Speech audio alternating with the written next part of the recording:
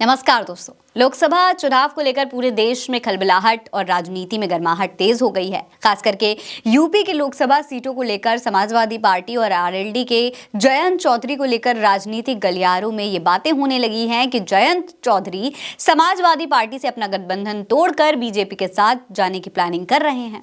पर इस पर समाजवादी पार्टी के प्रमुख अखिलेश यादव, पार्टी के नेता शिवपाल यादव और डिंपल यादव ने एक बहुत बड़ा खुलासा कर दिया है। दोस्तों, जब अखिलेश यादव से जयंत चौधरी के बीजेपी में शामिल होने पर सवाल पूछा गया तो उन्होंने जवाब दिया कि जयंत चौधरी जी बहुत सुलझे हुए और पढ़े लिखे इंसान हैं, राजनीति को वो बहुत अच्छे से समझते हैं और उनको ये उम्मीद है कि किसानों की लड़ाई और उत्तर प्रदेश की खुशहाली को लेकर जो संघर्ष चल रहा है उसे वो कमजोर नहीं होने देंगे।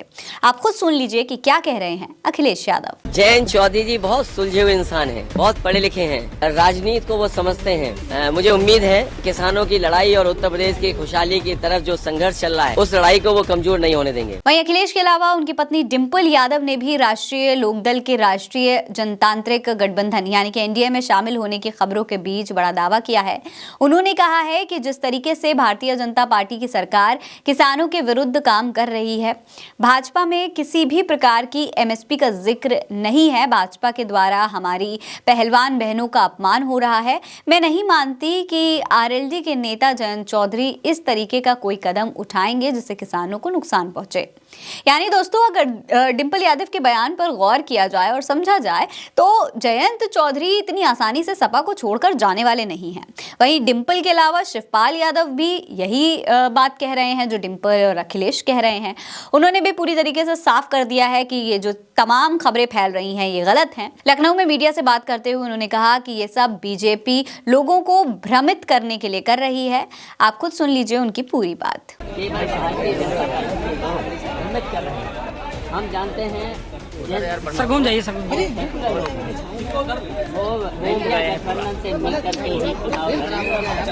दोस्तों, शिवपाल ने यूपी की राजनीति में होने वाले उठापटक को पूरी तरीके से साफ कर दिया। उनका कहना है कि ये सारी बातें केवल एक अफवाह मात्र हैं। वहीं दूसरी तरफ खबरें ये भी चल रही हैं कि जयंत चौधरी को लोकसभा की 4 सीटों का ऑफर दिया गया था, जिसके बाद से ही आरएलडी और सपा की दोस्ती टूटने की चर्चाएं तेज हो गई थी। पर इस पूरे मामले को सपा ने अफवाह बताया है।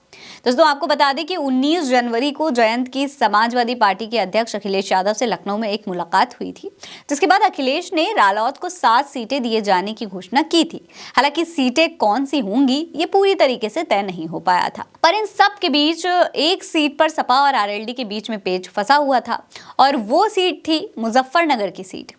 ये मामला इसलिए फंसा था क्योंकि मुजफ्फरनगर, बिजनौर और कैराना सीटों पर अखिलेश यादव चाहते थे कि सपा के नेता रालोद के सिंबल पर चुनाव लड़ें, पर जयंत इस सीट से तैयार नहीं थे, जिसको लेकर यह अफवाह फैलाई गई कि आरएलडी सपा से नाता तोड़कर बीजेपी के साथ शामिल होने जा रही है। वैसे दोस्तों, आप जयंत के इस खबर को खबर मान रहे हैं या फिर एक अफवाह, हमें कमेंट सेक्शन में लिखकर जरूर बताइएगा।